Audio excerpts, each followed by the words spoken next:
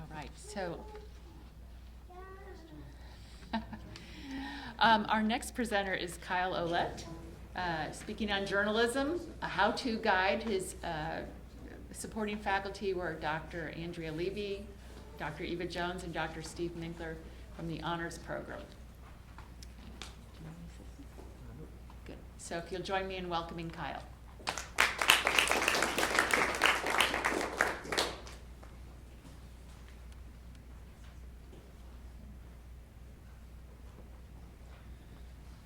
All right, my presentation is about how to practice journalism, and I'll begin the presentation by defining journalism.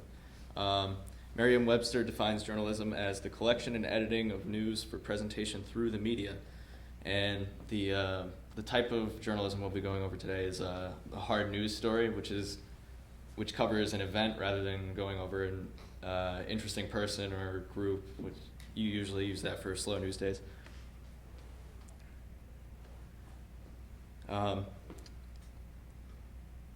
So before you can begin writing, you need to understand what is worth writing about. And so we have 5 values of newsworthiness. The first is timeliness. André Gide, a French novelist, defines journalism as everything that will be less interesting tomorrow than today. And that sums it up pretty well, because no one wants to hear old news. We want to hear about things as they happen. Next we have impact. In news reporting and writing, Melvin Mentor writes that events with impact are events that affect many people, and that makes me think of the presidential election. It affects everyone in the country. So that's why you have a lot of saturation of the media with a lot of stories covering the elections. Then we have prominence, an event that involves a well-known person or group. Unfortunately, this makes me think of like Kim Kardashian, because regardless of what she does, everybody wants to hear about her. Then next we have proximity, which is an event that is physically or emotionally close to the area where the newspaper or news outlet is. So for example, if you have a small plane crash in Connecticut, that's physically close, as opposed to a crash in California. But if you have a crash in California with residents of Connecticut on the plane, then that makes it emotionally close here in Connecticut. Then you have conflict. Everybody loves to take sides on things. We love drama. And referring back to the presidential election, we all love to yell and scream at each other about which candidate is the best, although in this election I think it's about which is the least worst. Next we have information gathering. Before you begin writing, you need to have all the information, have all your facts straight, and you need to interview people to get quotes. So some general interviewing tips. Well, I was reporting on Richard Blanco, who is reading here at Middlesex, and he's President Obama's inaugural poet. And so I asked my journalism professor, Adam Chiara, I said, how do I approach this guy? I'm just a college student, and he speaks in front of millions of people. So I asked him, how do I get the confidence to approach this guy? And so my professor told me, just relax, treat an interview as a conversation. And then also he said, here in the US, we have the press has lots of rights.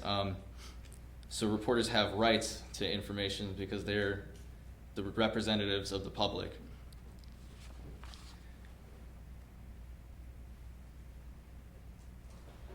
And then next we have research. Oh wait, excuse me, I skipped. So we have interviewing archetypes. You need to know who to talk to get the most diverse information and quotes. So Columbia University's website uses the example of a story about a fire that destroyed a building. So to apply these archetypes to that situation, The subject would be the building owner, the person whose building was destroyed. Then you have the eyewitness, somebody who directly saw the fire. And then an orchestrator, authority figure, or expert. That would be, in this situation, maybe a fire chief or police chief. And then you need to do research before and after interviewing. So before, you need to get some general information about the topic so you know what questions to ask and you understand what the person is telling you. So for example, Chip Scanlon of Poynter Institute, describes how a famous journalist once got a notoriously tight-lipped jockey to respond by demonstrating his knowledge of jockeying. It's possible that that jockey just didn't like how interviews felt. Maybe it felt a little too high pressure. But if you demonstrate your knowledge, then it feels a little bit more like a give and take conversation rather than an interview. And that eases the interviewee as well as the interviewer. Then after the interview, you need to do fact checking. You need to make sure that everybody's story is straight.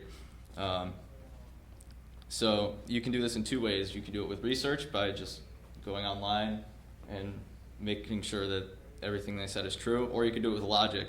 If the person is a direct observer, that's the person you want to talk to. But if they heard something from a friend of a friend, maybe you should talk to their friend instead. And then you need to consider the person's knowledge on the topic. You want somebody who's a little more well-educated on what they're talking about. And then the specificity and consistency of the person's story should also be taken into consideration. If their story is vague, then their information might not be worth using. And if their story is inconsistent, if it contradicts itself or contradicts what others say, then it might not be entirely true. Then next we have Associated Press style, or AP style.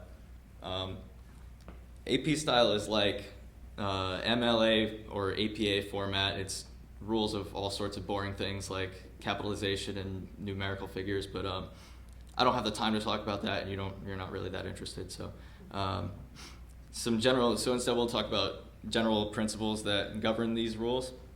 So we have brevity, clarity, and objectivity. On brevity and clarity, Purdue University says, quote, "Readers want to know why the story matters to them, and they don't want to wait long for the answers."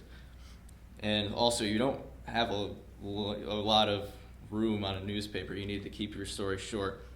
So given these things, you need to use clear and brief language and not get too fancy with it.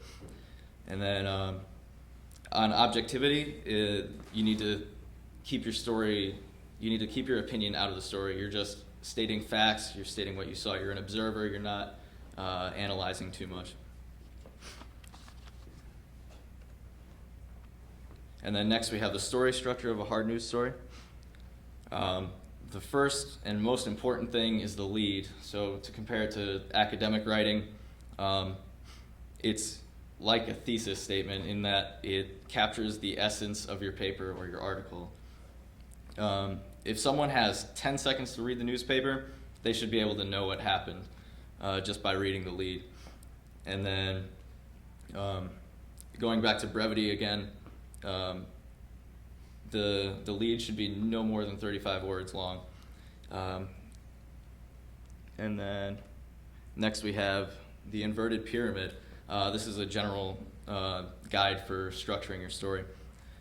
As a general rule, you want to state general ideas and then get to the specific things. So first you have your lead, then next you have the nut graph, which is it's a combination of the word nut and paragraph. And it's called that just because you're getting to the heart of the story, getting past the shell of it. It generally explains why the story matters. And then, speaking of which, we're getting to why this presentation matters. It matters because everybody practices journalism. It makes me think of Facebook users or YouTube users. They post everything they see. They take out their phones, like in the picture there, if the Titanic sank today, take out their phones and record it. And they always post it to the internet.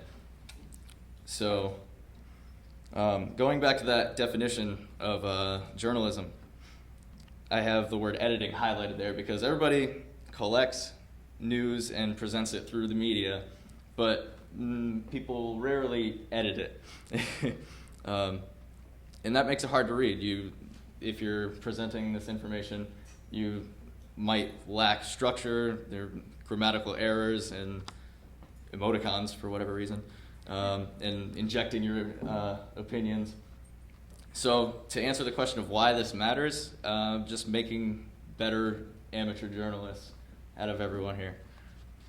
And that concludes my presentation. Do you have time for questions? Okay. Any questions? Yes, I do. What kind? I would love to be a sports journalist, preferably reporting on hockey, because I am obsessed with hockey. Other questions for Kyle? I think that the journalism field is continuing to become more corporate controlled than independent. That's a loaded question. I would say so, yes, because although the writer, the journalist shouldn't have biases, a lot of the times you could end up working for a company that is very biased. So you have like Fox News is really biased, and then on the opposite end you have CNN. So yeah, to answer your question, yes, absolutely. And you said that you don't think there's any good candidates. I noticed you're wearing a Bernie shirt. Yeah. I'm gonna walk around that question and say, as a journalist, I'm not supposed to inject opinions. So. Well done. Yes, there. You were talking about objectivity and not inserting opinions, but is sports journalism any different in that regard? Because I guess from the outside, I have the perception there's a lot of opinion going on in there. Yeah, I suppose, yeah, there could be some bias to it because if you're reporting on if you work for a company based in New England, you'll probably be reporting on a lot of Boston teams and et cetera. But yeah, it could be argued that there is a little bit of bias, but I would say not necessarily because you do get both sides of the story. You would get quotes from both teams in a game or whatever. So for the most part, no.